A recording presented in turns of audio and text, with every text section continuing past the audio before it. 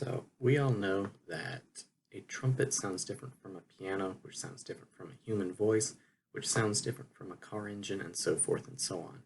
So I wanted to research exactly why that is. Timbre is the quality of a sound, what makes one instrument sound different from another. The Acoustical Society of America defines it as that attribute of auditory sensation which enables a listener to judge that two non-identical sounds, similarly presented and having the same loudness and pitch, are dissimilar.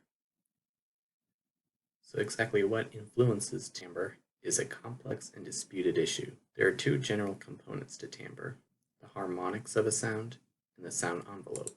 Harmonics are the actual sound frequencies that make up a tone. So a tone is made up of one or more of these sound frequencies.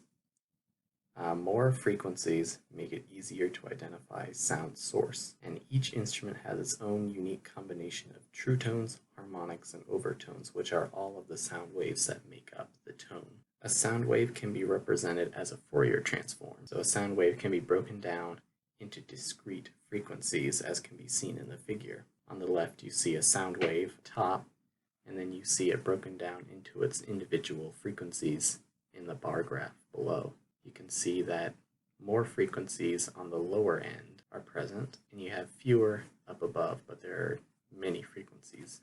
In a piano, bass notes have up to 60 harmonics, while treble notes have only up to 10 harmonics. A sound envelope refers to a lot of the characteristics of the sound that are produced.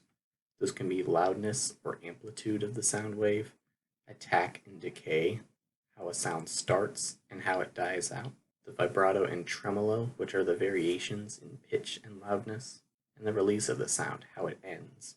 In the example below, a guitar string is plucked. You can see that the amplitude rises very quickly at first, and then it peaks, and then it gradually dies away. And that all happens in a fraction of a second. This is sort of similar to how a piano, when a note is struck, the sound peaks very quickly and then dies away. So why does this work? It seems incredible, at least to me, that such differences in tone come from simply adding or taking away more sound waves. But humans are very good at this because it is useful to our own survival, and we've been doing it since we were born. And in the real world, we rarely encounter tones that are one pure sine wave, because most tones are made up of many waves. And what does this mean for the piano? Well, playing loud on a piano has a distinctly different sound color than playing soft. Playing loud involves many more harmonics than playing soft. And then the mass of the hammer striking the string also has a big effect. A greater mass will produce more harmonics, and a smaller mass will produce fewer harmonics. Pianos are often described as soft-toned or bright-toned. And a piano with a soft tone has more low or fundamental harmonics. A piano with a bright tone has more higher harmonics.